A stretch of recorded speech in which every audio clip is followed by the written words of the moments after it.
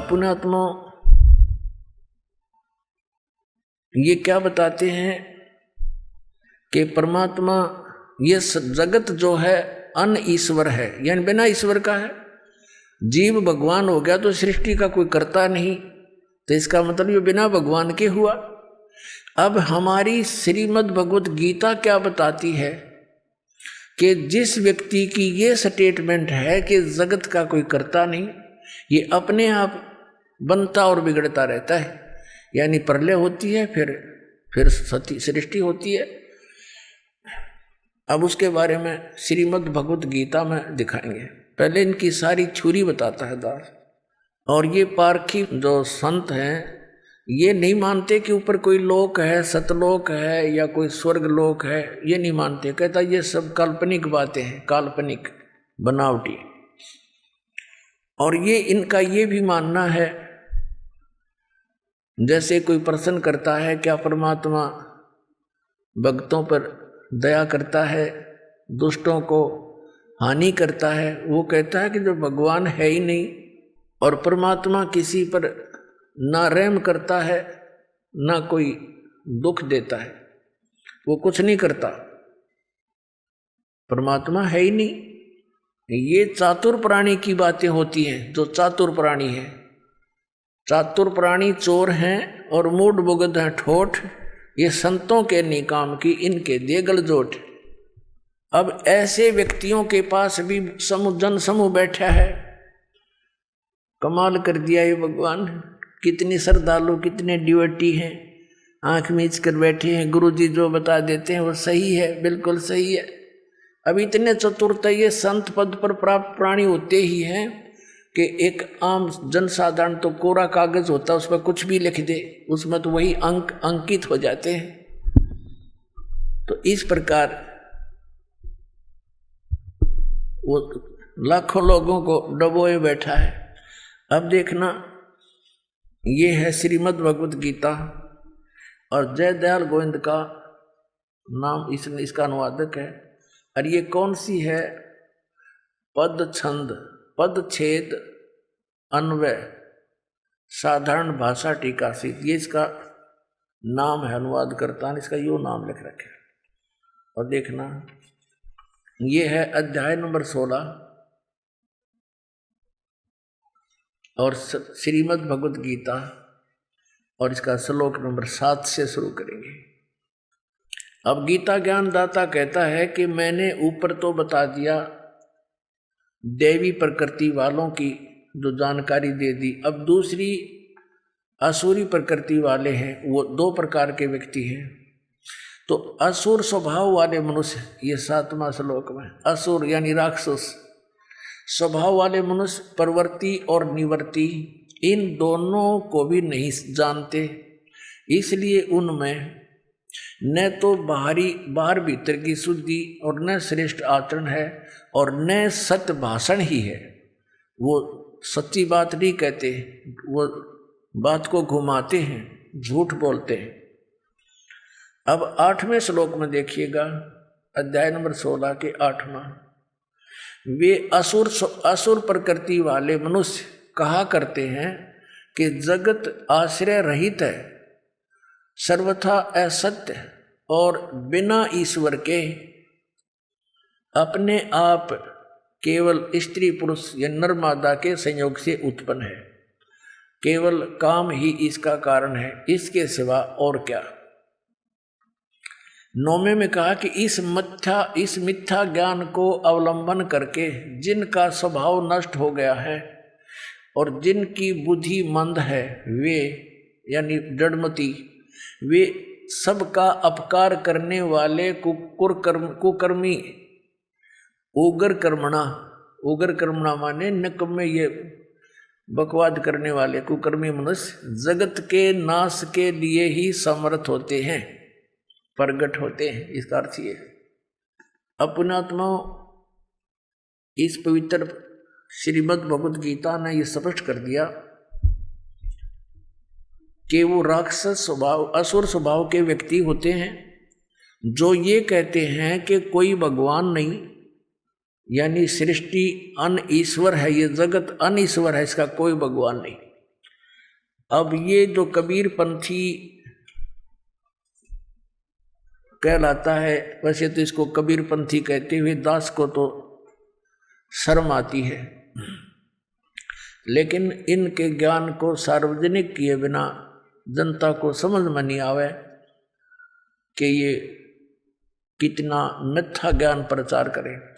इस अभिलाष दास जी ने एक गीता सार लिखा है। इससे कोई पूछता है, जैसे इसके भक्त काफी यहाँ आए थे, हमसे मिलते रहते थे, उनसे वार्ता होती रहती है, तो वो क्या बताते हैं कि वो अभिलाष दास जी ने बड़े कई सैकड़ों पुस्तक बना रखी हैं और एक गीता सार भी बना रखा है। वो गीता सार पढ़ा दास ने।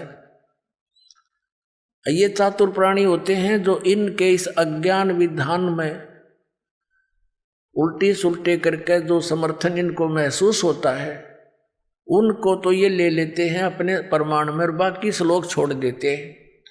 श्रीमद् भगवद गीता में 700 श्लोक हैं और इस बड़े पुरुष ने अपने अनुसार जो इसको चाहिए थे, जो इसके अनुकूल थे, वो सेलेक्ट कर लिए, बाकी छोड़ दिए।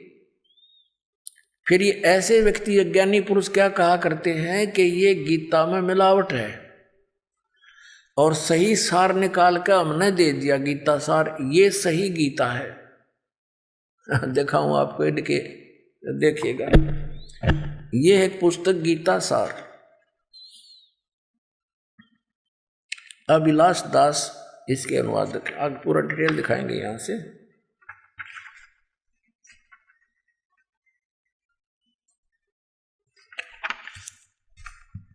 ये प्रकाशक है कबीर पारख संस्थान, संत कबीर मार्ग, प्रीतम नगर, इलाहाबाद से।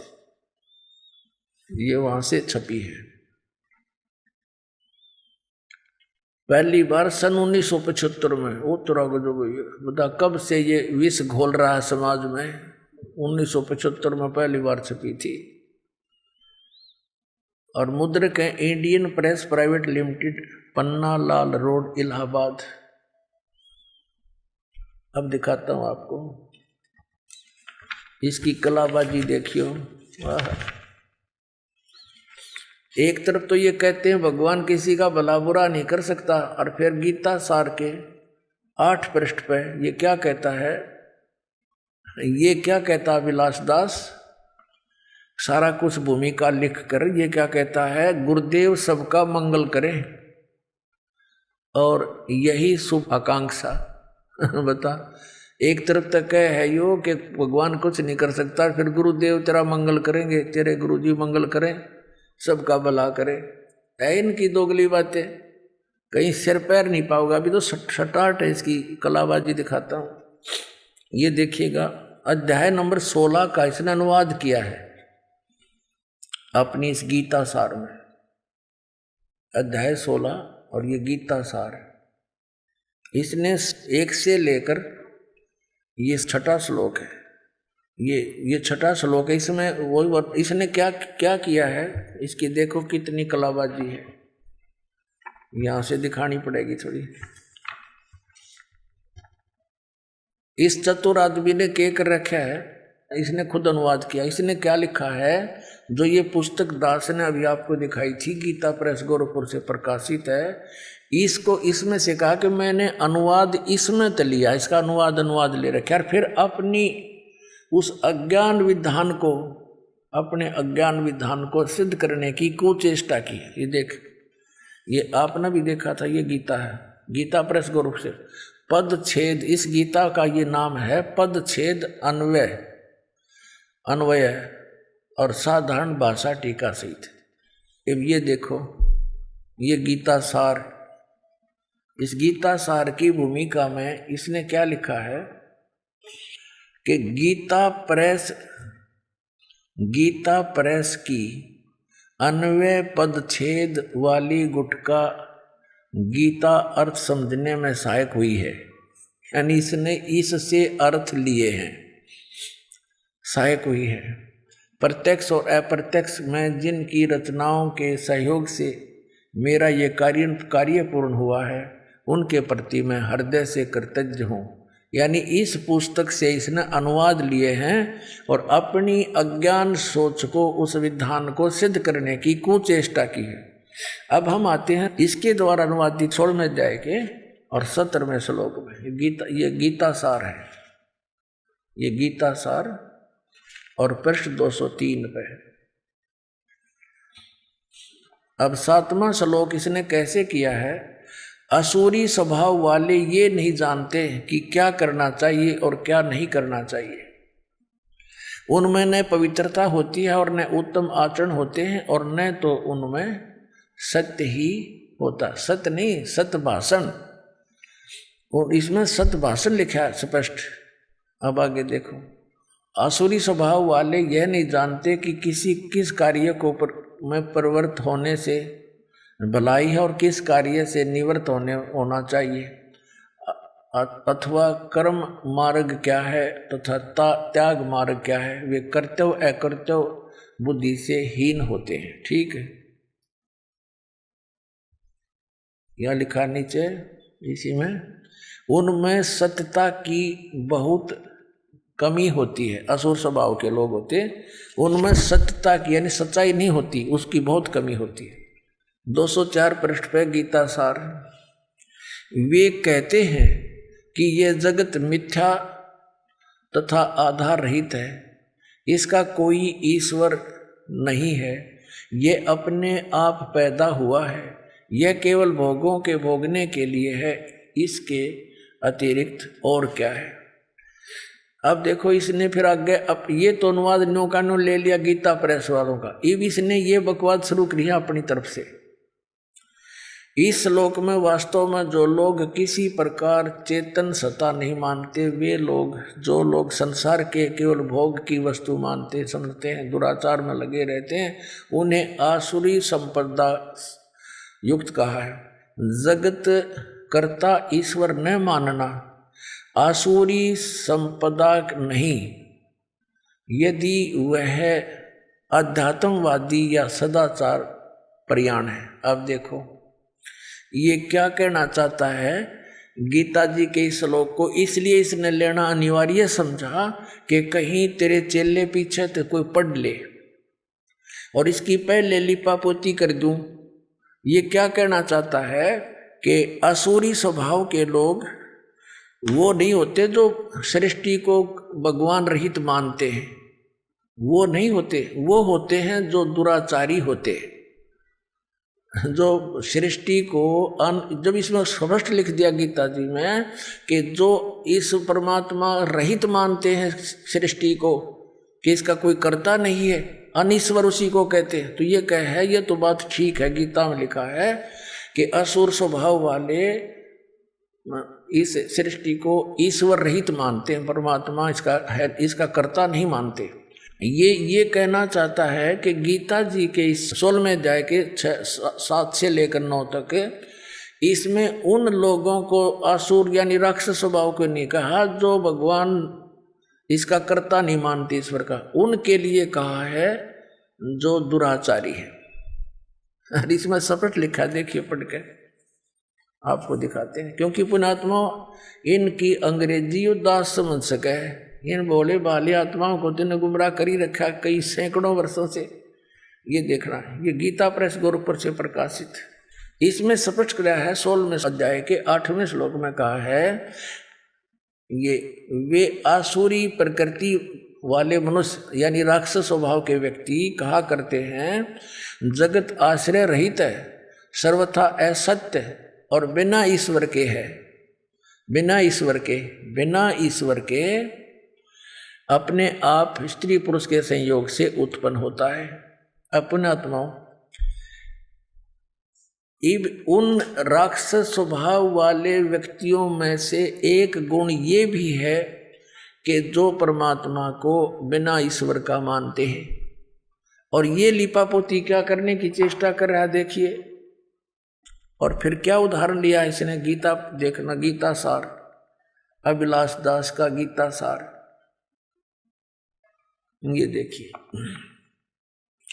अध्याय नंबर 16 के इसने थोड़े से श्लोक लिए हैं, उनमें से ये गीता सार पृष्ठ नंबर 204 पर आ गए। ये क्या कहना चाहता है कि जगत करता ईश्वर न मानना, जगत का कर्ता ईश्वर न मानना असुरी संपदा नहीं। ये अपनी लीपापोती कर रहा है कि अपने को टालना चाहता है इसमें से। और फिर क्या बताता है कि वास्तव में ये क्या बताता है कि यदि वह अध्यात्मवादी या सदाचार प्रयाण है, यानी अध्यात्मवादी है ना जो भगवान देखो, अध्यात्म किसे कहते हैं? परमात्मा के बारे में जानकारी।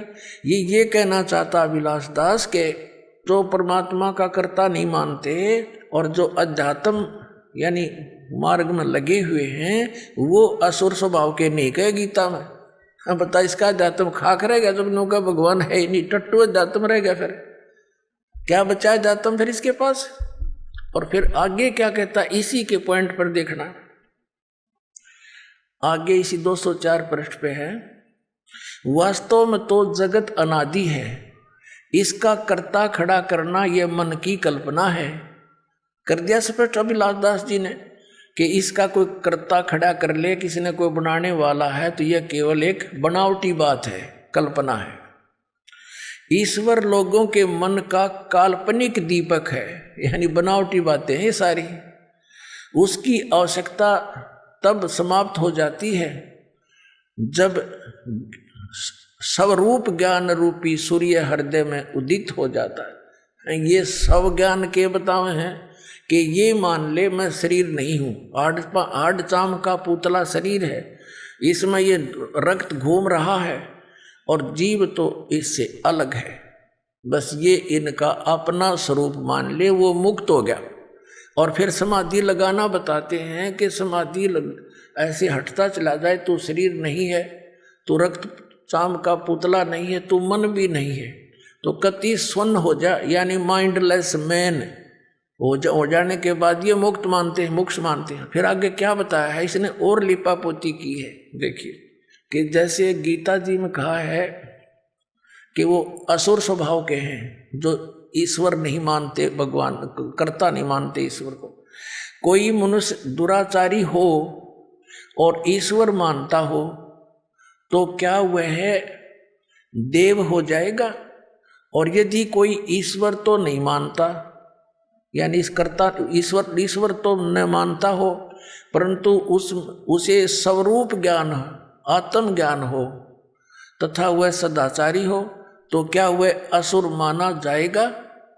देख, ये अपने चेलों को दृढ़ रखने के लिए कि तेरा दामन थामे रहे, ये छोड़ ना जाए, ये सिद्ध करना चाहते हैं कि यदि गीता जी के 16वें अध्याय के 7, 8, 9 में वर्णित इस विवरण के आधार से केवल उस व्यक्ति को जो ईश्वर नहीं मानता हो उसको असुर स्वभाव को नहीं माना जा सकता, असुर स्वभाव का, क्योंकि दुराचारी व्यक्ति और भगवान मानता हो, ये कह रहा है अभिलाष दास जी। तो कहते वो क्या अच्छा आदमी हो सकता है, देव हो सकता है? दुराचार करता हो और भगवान की भक्ति करता हो, भगवान को में आस्था हो, आस्तिक हो, तो क्या वो देव हो सकता है? इसलिए इस गीता अध्याय नंबर 16 के इन श्लोकों में यही अर्थ मानना कि जो सृष्टि का कर्ता ईश्वर ना मानता हो और आध्यात्मिक हो, तो वो उसके बारे में थोड़ा कहा है। तो तेरा अध्यात्म ज्ञान खाक है, जब जीव ही भगवान है, गधा भी भगवान, कुत्ता भी भगवान, फिर क्यों दुनिया को मूर्ख बनाए बैठा है? ये हालत है कबीर पंथ, कबीर साहब को तो इस जड़ से नाश करना चाहते हैं काल के दूत।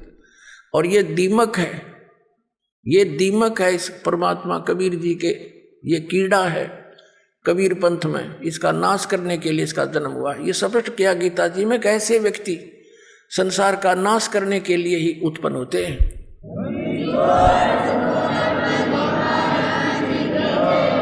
और कबीर साहब के उस ज्ञान, बीजक ज्ञान को ये क्या समझेगा जब इसने ये फाइनल कर दिया भगवान नहीं। तो उसके विषय में सूक्ष्म वेद में कहा है कि बीजक की बाता कहेंगे बीजक ना ही हाथ, ये पृथ्वी डोबन उतर रे का कै मीठी बात।